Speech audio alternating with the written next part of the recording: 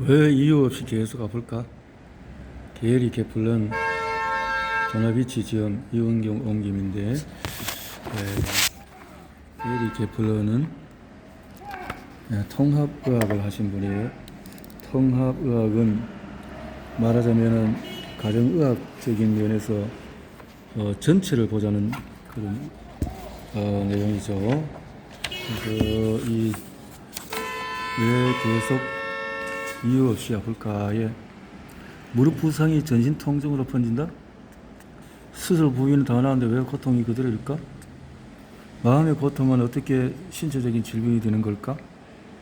모든 통증의 근원이 뭘까? 잘못된 식습관이 건강장애까지 되나? 왜 20년 전에 걸린 병 때문에 아파야 하나? 어린 시절의 학대가 지금의 통증과 무슨 상관일까? 만성 통증을 잡아라. 자, 이렇게 완치의 길에 통합의학이 있었다.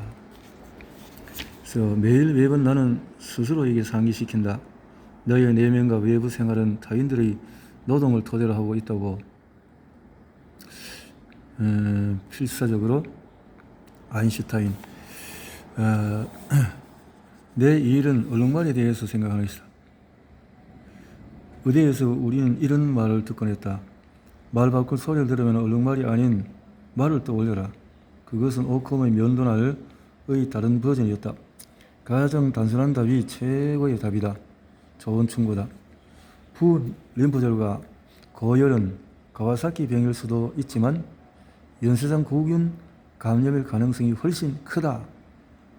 내가 대부분의 환자를 만날 때쯤이면 가장 단순한 대답은 이미 탐구되고 있었다. 그들은 이미 존스 홉킨스 메이어 훌륭한 의료센터에서 8에서 15명에 달하는 전문의에게 검사를 받은 상태였다. 만약 해답이 말이었다면 그들은 벌써 발견하고도 남았을 것이다. 말 전체를 보라 이 말이죠. 말 발굽 소리 듣고 말 발굽만 자꾸 쳐다보면은 볼 수가 없으니까 전체를 보자 이거 말이죠. 내가 진실한 환자들은 불가이사하이다. 14세의 건강한 운동선수가 전방 십자인대 파열과 치아실 누수를 겪은 후에 수년씩이나 몹시 고통스러운 통증을 겪는다. 그래서 무슨 연결된 본원적인 지점이 있어야 되는데 근본적인 구조가 뭘까? 스티브 잡스는 획기적인 아이디어를 생각해내는 사람들은 그것으로 공적을 인정받기를 꺼리는 경우가 자주 있다고 말한 적이 있다. 그들은 스치듯이 무언가를 봤습니다. 그런데 그게 잠시 후에 분명하게 보였던 것입니다. 스치는 그것이 전체를 연관성을 찾아내는 능력을 토대로 한다. 나도 정확하게 똑같은 것을 느끼고 있다. 내가 의학계에서 그리고 가정에서 겪어온 모든 경험들, 즉 지금까지 받아온 교육 환자들, 정신적인 학문적인 스승들이 모두 그 바탕이 되어 주었다. 기껏해야 위약 효과? 1970년대에 들어서 많은 사람들이 전통적인 의학이 모든 해답을 갖고 있는 것이 아니라는 점을 깊이 깨닫기 시작했다.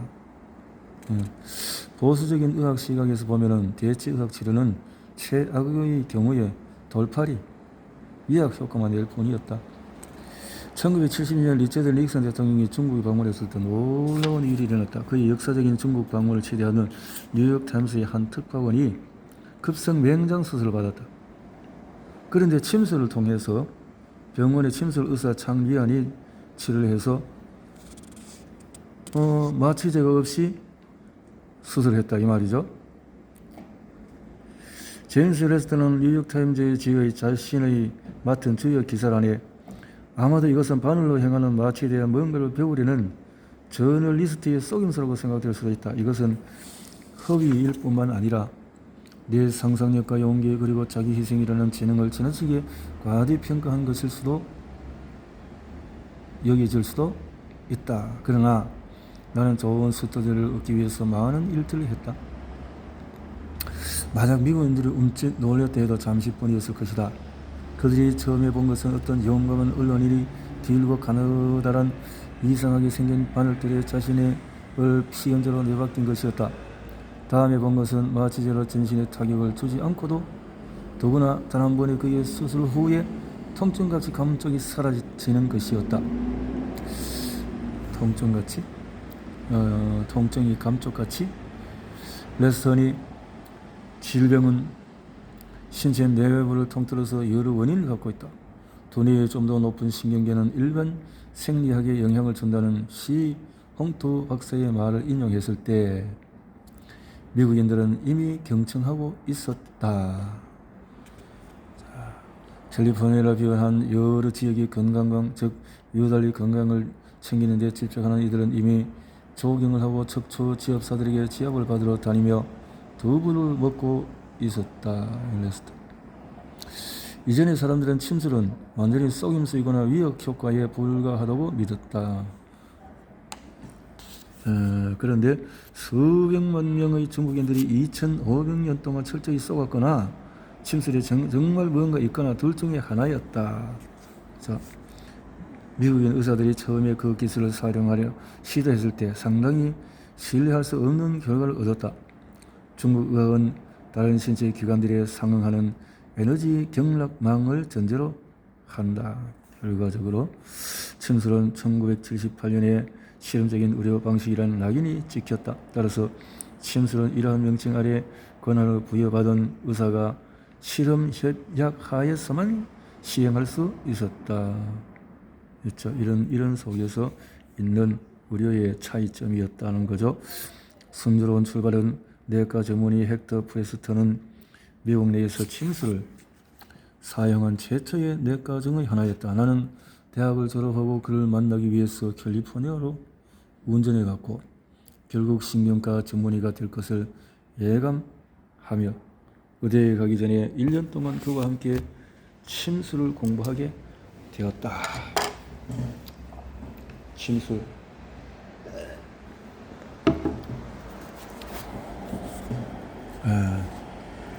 일장에서 설명하겠지만 내 열망은 처음부터 문제가 있었다. 신체를 하나의 전체로 보는 방법을 배우고 나자 서양 신경학이 가르치는 대로 개별적인 증상이 서로 아무 관계가 없다는 전제하에 치료를 행한다는 생각이 눈 가리기를 하고 수술을 하는 만큼이나 끔찍하게 느껴졌다. 침술은 인간의 건강을 새로운 시각으로 바라보게 나를 개안시켜 주었다. 침술을 내리는 진단으로 모호하고 시적으로 들렸다. 그에 반해서 서양의학은 더욱 과학적이고 정확해지기 위해서 노력해왔다. 따라서 서양의학의 관점에서 보면 중국의 경락술은 변덕스러웠고 심지어 위험했을지도 모른다. 침술은 별개의 기능장애보다도 부조화의 양상을 찾는 것이다. 그래서 임상연구소 검사에서는 절차 찾아내지 못할 간 질환을 발견할 수도 있을지 모른다. 중국 의학의 견해에서 보면 예컨대 월경전 증후군은 흔히 비장의 침입으로 인한 간의 무질서라고 표현된다. 이런 표현이 서양 의학의 입장에서 엉터리 같은 소리로 들리는 것도 이해할 만하다. 침술의 효과를 직접 경험하고 깊은 존경심을 갖게 되지 않았더라면 나도 똑같이 생각했을지도 모른다. 그럼에도 불구하고 훈련 초기에는 중국 의학을 알게 될수록 끊임없이 서양 생리학으로 돌아가려는 충동이 들었다. 중국 의학은 서양 의학이 그때껏 다루지 않았던 방식으로 작동한다는 것을 알 수 있었지만 그 의미는 도저히 알 수 없었다. 전체를 통합하는 법을 찾을 필요성을 간절히 느끼면서 나는 새로운 기술을 끊임없이 연구하고 가능한 한 다각도로 환자를 진단하기 위해서 더 많은 것들을 배워나가며 다른 여러 전공에 발을 담그게 되었다. 어떤 분야도 실제 환자들을 치료하면서 맞닥뜨렸던 모든 것을 명쾌하게 설명해 주지는 않기 때문이다. 레지던트 근무를 선택할 때가 되었을 때 내가 유일하게 찾을 수 있었던 전공은 사람을 온전한 전체로서 대하는 데 가장 근접했던 가정의학이었다. 그래서 나는 워싱턴 DC 조지타운 대학에서 레지던트 근무를 시작했다. 1982년이었다. 공교롭게도 의학교육 사무소를 지속적으로 운영하는 UCLA를 통해서 내과의 프로그램을 위한 의학적인 침수를 창안했던 의학 박사 조 헬름스 또한 나를 첫 학생 중 하나로 초대했다. 그것은 미국에서 내과의들이 을 위해서 만들어진 최초의 포괄적인 침술 훈련 프로그램이었다. 신체를 하나의 전체로서 다루는 시스템에 대해서 더 많은 것을 배우고 싶은 열망에 서양의학으로 강한 토대를 만들면서 그의 프로그램의 선택 강좌 훈련을 받기 위해 나는 조지타운 대학의 레지던트 근무 감독 일을 그만두었다.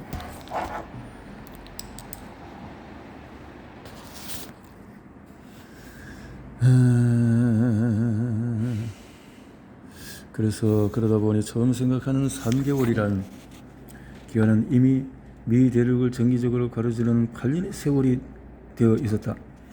UCLA 같은 유명 대학이 의사들을 대상으로 침술 훈련을 시작한 것은 고대 중국 의술이 서양 의학의 인상 깊은 성취에 뭔가 중요한 공헌을 했다는 인식이 확산되고 있다는 일종의 신호였다. 마침내 나는 미 침술 의학협회를 만드는 데 일조하게 되었고 그곳에서 5년 동안 이사로 일을 하기도 했다. 그래서 변화의 정점은 1990년대까지 미국의 상황들은 변화하고 있었다. 우리는 의학과 뇌의 성질에 대한 정리의 지식을 완전히 바꿔야 할 정도로 흥미진진한 새로운 발견들의 정점에 이르러 있었다. 우리가 필요했던 도구 중에 하나는 이미 발명되어 있었다. 1990년 뉴저지의 소재한 벨 연구소의 연구원인 오가와 세이지가 뇌의 움직임을 영상으로 볼 수 있는 방법을 생각해낸 것이다. 자기 공명 영상은 20년 동안 두뇌 정지 영상을 우리에게 제공해왔다. 방사성 추적 물질과 함께 양전자 광철 촬영 검사는 신체 검사들과 조직들이 얼마나 활동하고 있는지 판단하는 데 사용되었다. MRI와 컴퓨터 단층 촬영을 이용한 정밀 검사 덕분에 우리는 종양과 다른 여러 기형을 확인하기 위해 뇌를 볼 수 있는 능력을 갖게 되었지만 실제로 뇌가 어떻게 작동하는지를 보려고 하지 않았었다. 이후에 오가와는 디자인을 개선했다. 일단 기능적인 자기 공명 영상을 만드는 법을 알아내자 의사들은 뇌 속에서 무슨 일이 벌어지고 있는지 더 이상 추측할 필요가 없게 되었다. 우리는 뇌가 어떻게 작용하는지 처음으로 생생하게 볼 수 있었다. 같은 해 허블 망원경이 우주로 보내졌다. 그것은 어두운 방에 불을 켜는 것과 같았다. 뇌과학 연구들처럼 전체 물리학자들도 그간 연구해봤던 완전히 새로운 방식으로 볼 수 있을 것이다. 1990년대의 기술적인 돌파구들 덕에 우리는 신체와 세계와 우주에 관해서 전례 없이 방대한 규모의 정보에 접근하게 되었다. 이듬해에는 월드와이드 웹이 구축되어서 발달된 검색 엔진들로 방대한 양의 자료를 걸을 수 있게 되었다. 등등등등.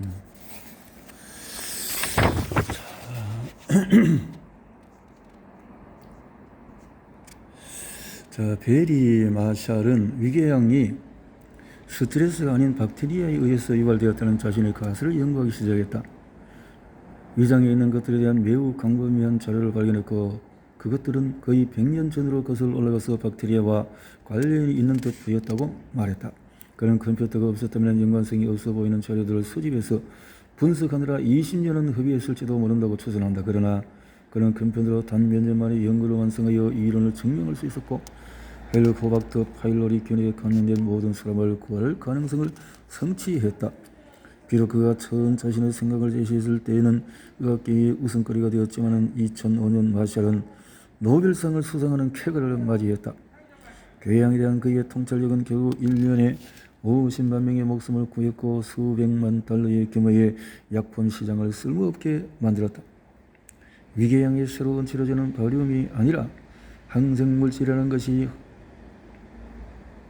확실히 밝혀진 것이다. 무시할 수 없는 증거를 통해서 이 질병이 근본적으로 전염되어 생길 수 있다는 점을 증명함으로써 마샬은 의학계에 전반적으로 거대한 의미를 가져올 발견을 일으켰다. 패러다임의 대전환이 시작되고 있었다.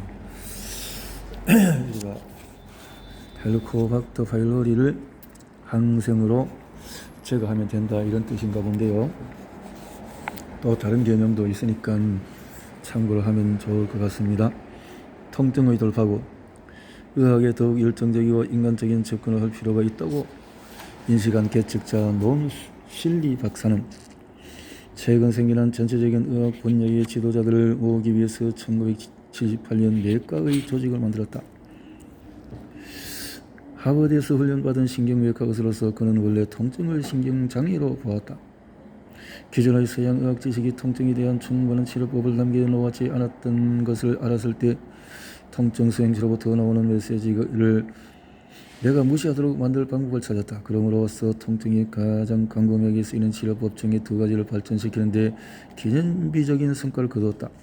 척추 신경 자극과 경피 신경 전기 자극이다.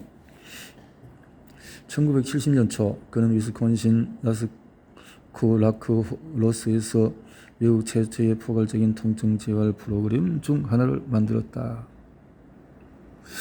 통증을 치료하기 위해 다양한 방법으로 연구하고 실험하는 능력을 키우기 위해서 실리는 심신의학, 영양학, 약초학, 동종요법의학, 그리고 침술 분야에서 선구적인 사상가들을 모았다. 이들은 새로운 의학 분야를 개척하면서 단지 신체가 아닌 정신과 영혼까지 아우르는 전체로서의 사람을 치유했다. 그는 그 모임을 미 전체론적인 의학협회, 더 중요한 점은 우리가 이런 철저한 평가를 우리 연구에 어떻게 적용할 것인지를 배워야 한다는 것이다. 그래서 희망사항에 불과한 치료와 실제로 효과가 있는 치료를 구분할 수 있도록 말이다. 전통적인 의학은 때때로 빈 수리만 열어놓은 연구를 한 후에 약을 홍보하는 제약회사들과 연구소들의 강력한 지원을 받으며 번성했다. 대체약은 민속이나 고대 전통 카리스마로 포장된 선제주점으로 취급되었다.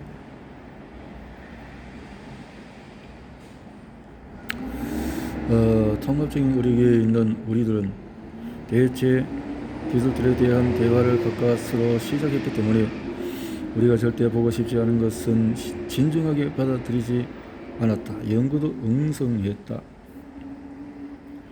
그 점에 그 같은 연구를 찾기가 어려웠다. 우리에겐 대체 의학적인 방법론을 연구할 든든한 자금이 있었다.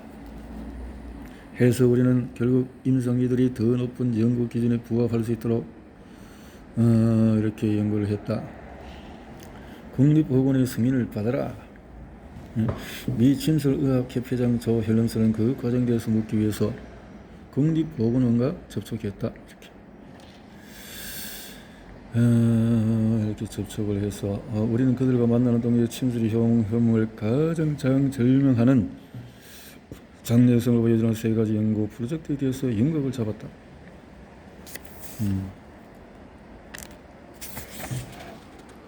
초점은 뭐냐? 무릎 골관절염, 수술 후 메스코미가 구토, 허리 하부 통증의 치료, 이런 거. 잉글랜드에서 동종요법을 수련했던 가정조치 브라이언 버먼 박사는 접골요법 연구를 했다. 브라이언은 이미 영국의 한 후원자 메릴랜드 의대로부터 100만 달러를 받았었다. 그는 그 자금으로 대학의 마취 부서에서 대체의학 프로그램을 창설했다. 브라이언과 나는 UCLA의 조 힐럼스의 프로그램에서 함께 침술 훈련을 받았다. 이렇게 했다는 거죠. 1977년에 설립된 미 보건원의 합의도출 프로그램은 의학계에서 새롭거나 논쟁의 가망이 있는 기술들과 장치에 대한 증거의 기초 합의서를 도출할 목적으로 전국에 걸쳐서 주요 회의를 개최한다. 나는 1995년 처음으로 합의 과정에 참여했다. 침술은 1977년 합의 과정에서 드디어 성과를 거두었다. 합의.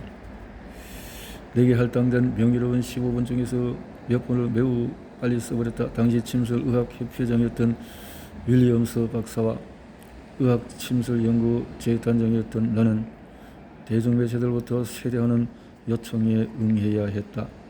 등등등등 방송국 등에서 침술이 효과가 있다. 이렇게 거의 하룻밤 사이에 침술은 멋들어진 유행이 되었다. 전통의학의 여세였던 미 국립보건의 공식적인 허가로 침술은 완벽한 변신에 성공을 했다. 중요한 단계, 침술을 의학계에 도입하게 되었다 이 말인데요. 그런 기간이 있었다라는 것이고, 임상으로서 2003년 통합의학을 위한 학술적인 의료기관 협력단의 설립 모임에서 가능성을 논의했다. 같은 해에 나는 미 국립보건원으로부터 조지 타운 의대 교육과정으로 편입되는 보안 대체의학의 통합훈련에 지정된 승인자금 170만 달러에 대한 주요 조사관들 중 하나가 되어달라는 부탁을 받았다. 이렇게 후원 컴퓨터가 되어진 의사 일을 시작할 때부터 나는 특별한 기회를 많이 받아왔다. 나는 이 책에 두 가지 희망을 담았다. 하나는 완전 회복을 위한 길을 찾아 분투하는 사람들에게 도움이 되기를 간절히 바라는 것. 또 하나는 의사로 일해오는 내내 나를 훈련시켜주고 멘토 역할을 해주었던 사람들에게 어마어마한 빚을 조금이나마 갚을 수 있기를 바라는 것이다. 자, 이렇게 해서 일부가 지나갔네요.